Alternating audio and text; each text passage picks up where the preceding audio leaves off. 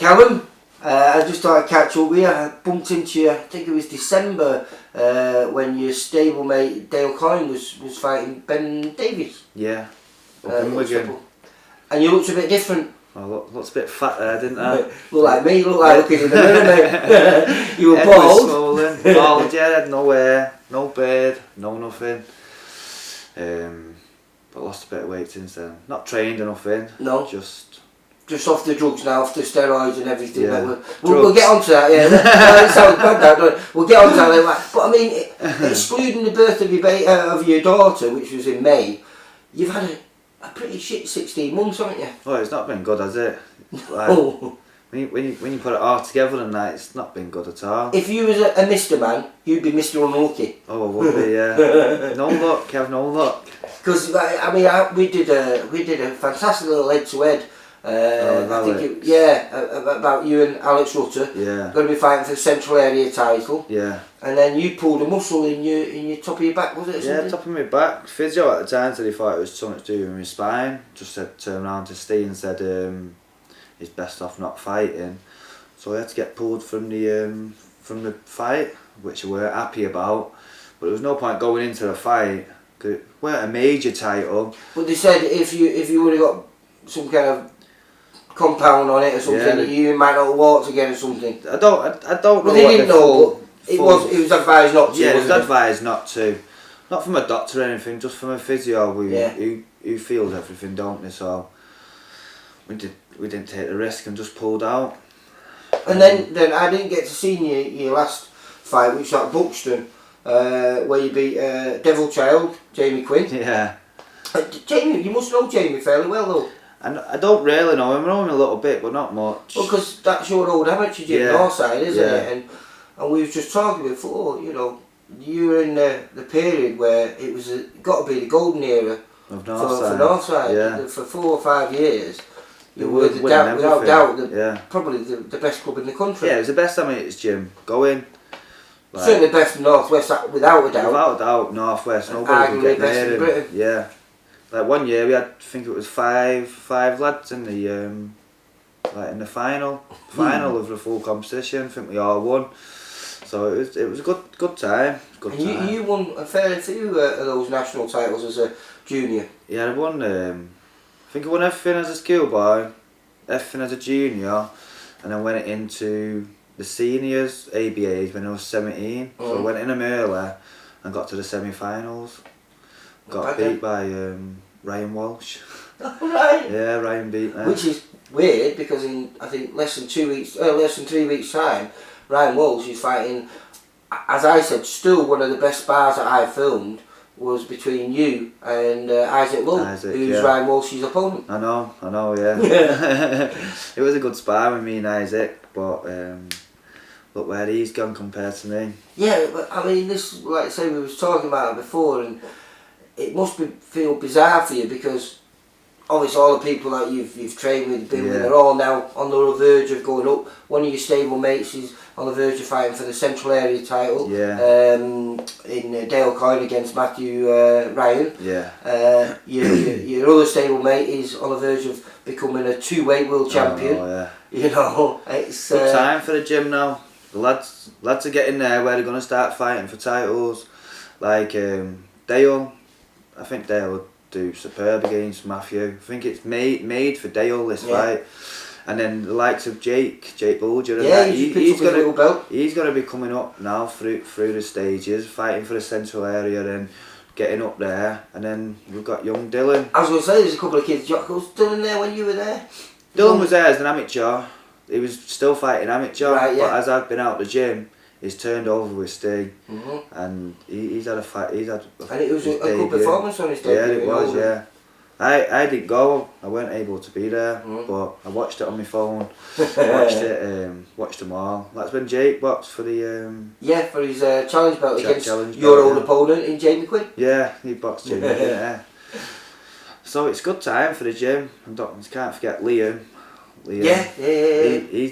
He's around the British level of fighting. He just needs his opportunity now, doesn't he? Yeah, he does. He needs a good opponent against a good English opponent, a name that people can then relate to, and hopefully can throw him right in the mix. Because I mean, it wasn't so long ago when he gave Tyrone Nurse a really good battle. Today. That was before he was at our gym, wasn't it? But he's up there, already, so it's a good time for the gym. And we're all local lads. We ain't got a gym where we all come from. Well, your amateur gym Northside was only just down the road, and Steve's Maillet's gym, again, just the other opposite way though, isn't it? Yeah, about the same distance, but so you're right in the middle. Yeah, so it's good. It is good. That's what I'm saying. We're all local lads. So that was in March last year. Your last fight. Yeah, up in Buxton. Yeah. When did you find out the bad news? Because you got cancer, didn't you? Yeah, I had cancer. Yeah. Well, the news sort of came out late April. I went to the doctors for a rash on my chest to find out what it was. Mm-hmm. And then that was beginning of April. And then sent off a load of tests. And then the doctor phoned me to come into the surgery and speak to him. It was only dust mite. I was allergic to dust mite, so I had a rash on my chest. So he asked him to have a look at my testicle. He had a lump on it. And he said it looked a bit suspicious, so he wanted to send me to North Manchester to see a special. No, he sent me to for an ultrasound in New Moston, and then they said it looked suspicious. So then they sent me to North Manchester, and the guy had a look, and he said it looked suspicious. Everyone's just saying it looked suspicious. So then I had an ultrasound on must be weird there, lay down there. Oh, so lay there. Messing with your bits, saying, must be weird that. Don't look right, that one, but yeah. But they sent me for an ultrasound that same day, and the ultrasound person agreed it was a tumour. But it didn't say what sort of tumour, it didn't say it was cancerous, or it didn't say it was a benign tumour or anything. So how are you feeling then? Now, how long has it been going now then for? It's been going on since last April, so nearly 12, going on to 10 months now. Yeah. So then I had to, was having a baby as well. My girlfriend Cheryl, she was pregnant. So literally, as you were diagnosed with this, your girlfriend gave birth to your first baby? Yeah. So it was all perfect timing for you then, really, eh? It's perfect timing in a way. I've got to spend more time. Well, I was going to say that because we was talking before that, and prior to that, you almost live a separate life from your missus because of training and work. You're up early, you're a big man, up at 6 in the morning, back in at 2, but then straight out to the gym, and so no rest for the wicked, was it? There weren't no rest, no. So yeah, it was good. It was good that I got to spend time with my baby, because I would have only been off for 2 weeks, then straight back into work.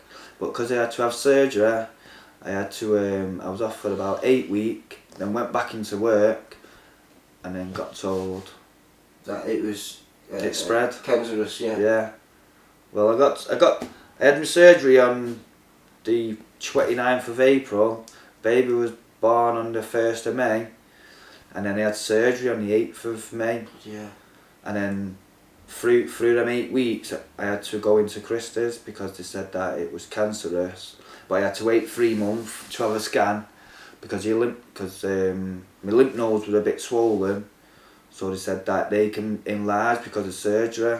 So I had to wait 3 months. I went back to work, and then they had my scan, and then they said that it's tripled in size in 3 months.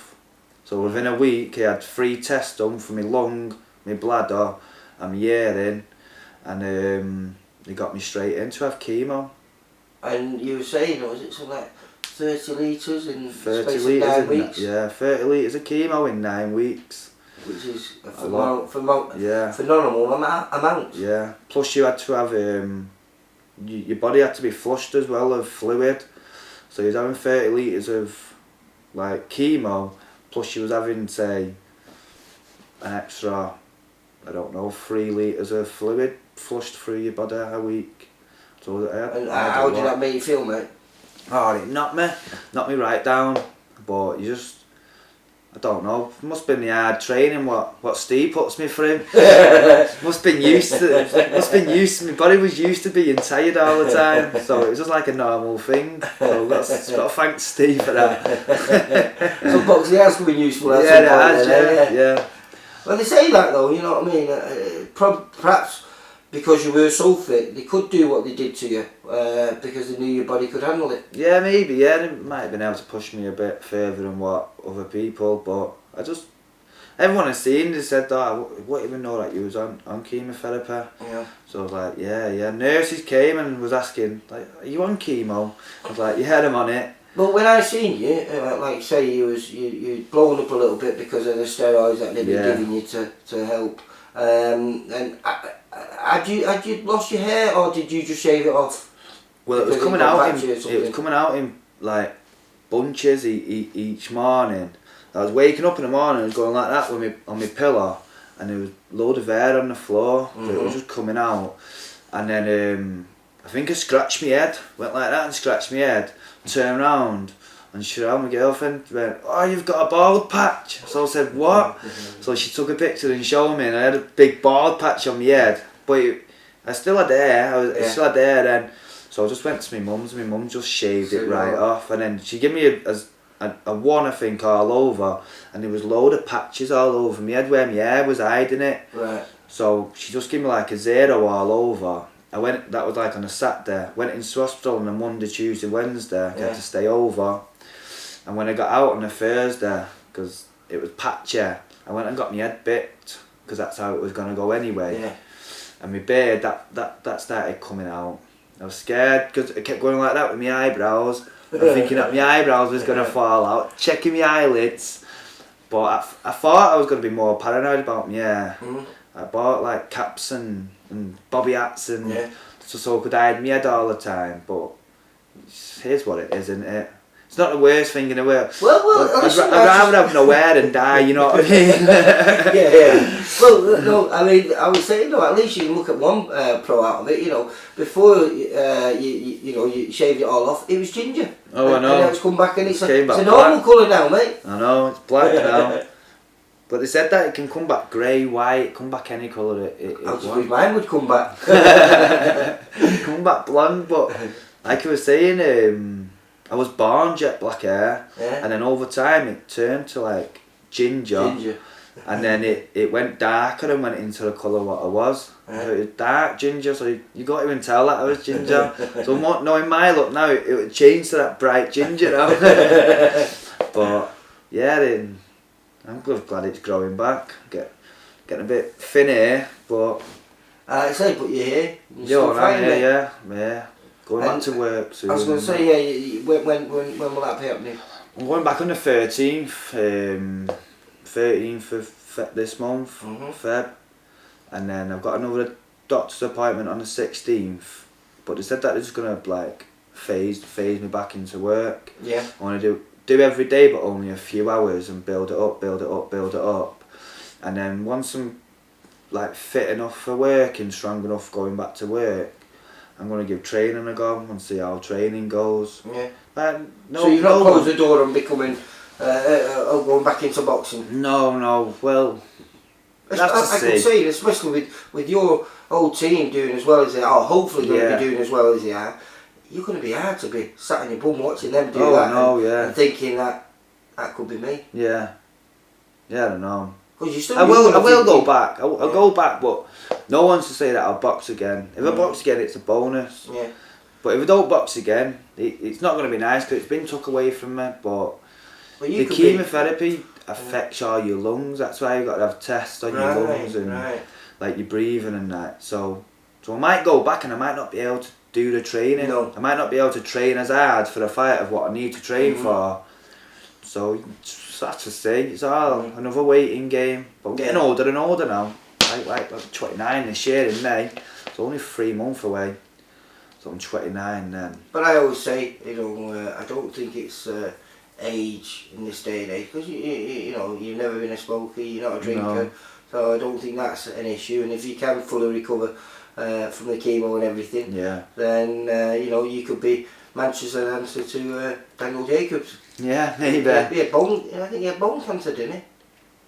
I think that was a bit worse than what I had, wasn't it? Yeah, but you know when you say that when it went to your lymph node, Yeah. that's the thing which is like bone cancer. Bone cancer means it can spread to your body Oh, rapidly, no, yeah, doesn't it? yeah. And if it would have got into your lymph and spread, then you know it's you can't do too much about it then, can you? No, So you luckily, can't, no. They caught it at the right time, didn't they? Yeah, they did.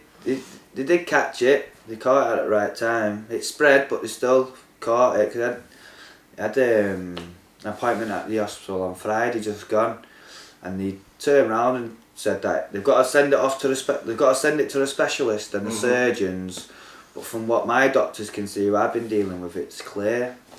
So that's right. It was really nice. Like just like a weight off your shoulder and stuff. Definitely. Yeah, it was good. Overjoyed, really, to be honest. It's like just. So everything now is a bonus. Everything's a bonus. Yeah, that's it. We're not sure where. No. Not sure when, but I'm sure. Yeah. I'm sure I will be popping and you'll be banging that bag some point, mate. Yeah, I'll be eating that bag, even if it's just keeping fit or whatever. But I'll be eating the bag again. It's all you know since you what? How old? 7 or 8. So it's been 20 years. 21 years from starting boxing to now. So see what happens. Alright, well listen, I was what I say as well. Through all of this, what's been happening for the last since September, I haven't been getting paid from work. Like I've just been getting the Saturday sick pay, the SSP, and it's only like £280. And there's been an awful lot of people who's done an awful lot of things. I noticed. I shared a few things. Yeah. Like a Just Giving page, wasn't it? Yeah, to help Just you and Giving your family. page. Yeah. And has that helped that? Oh, it's massive help.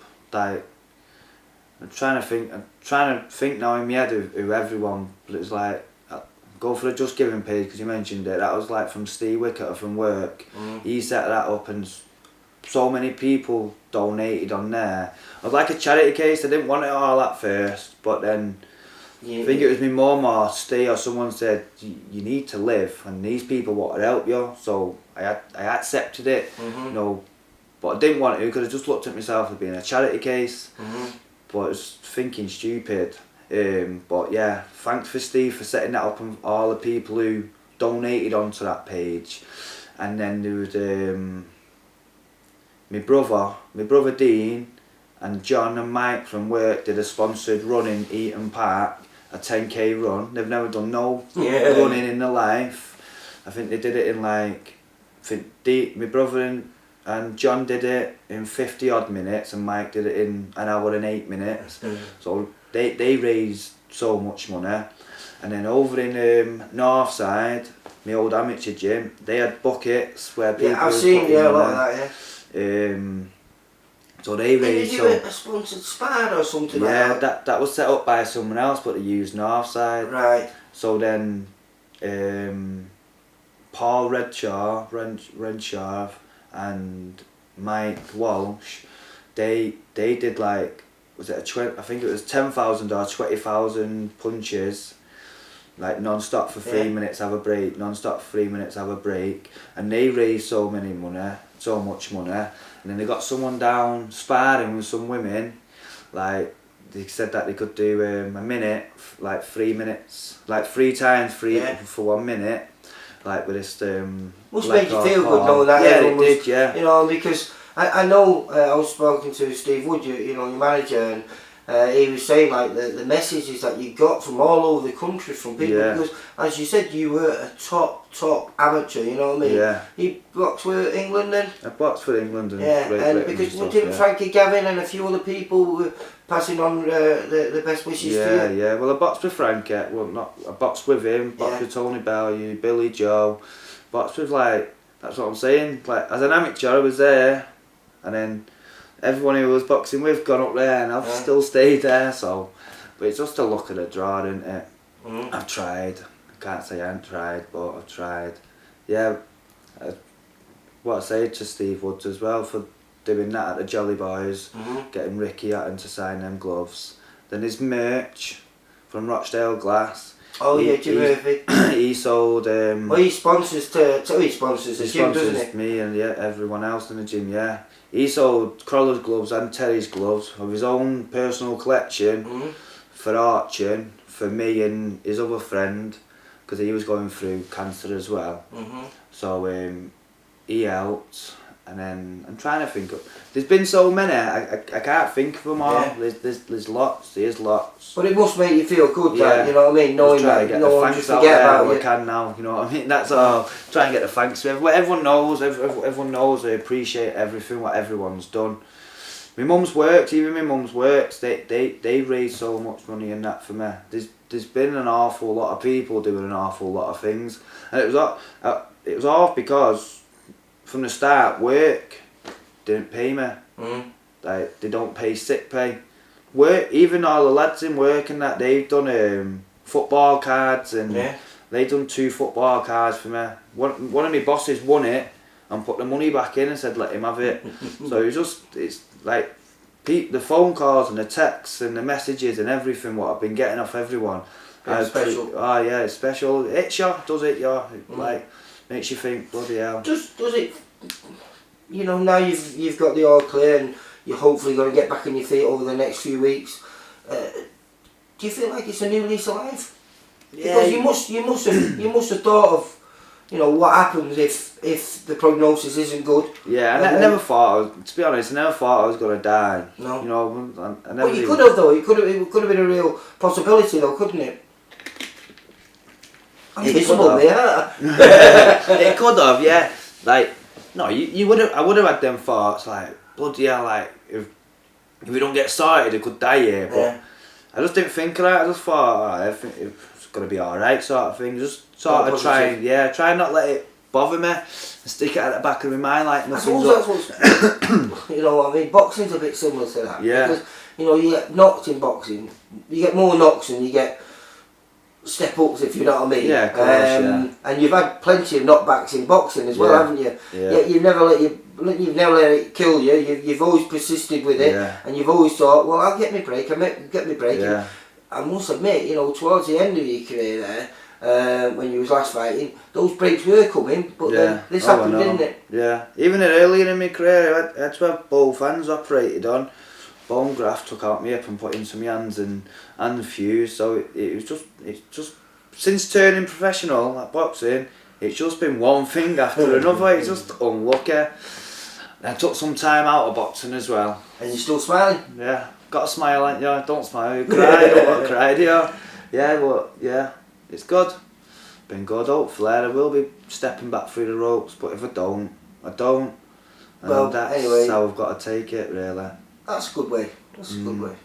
You know what I mean? You can't let life beat you. And I'd always be welcome in the gym.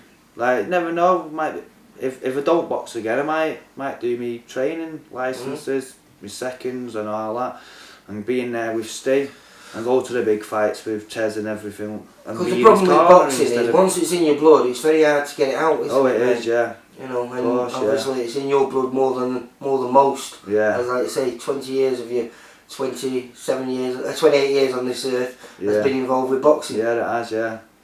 Alright, well, listen, good luck. I hope you're feeling great. Hopefully, the next time I do see you, you'll be down at Mailers. Yeah.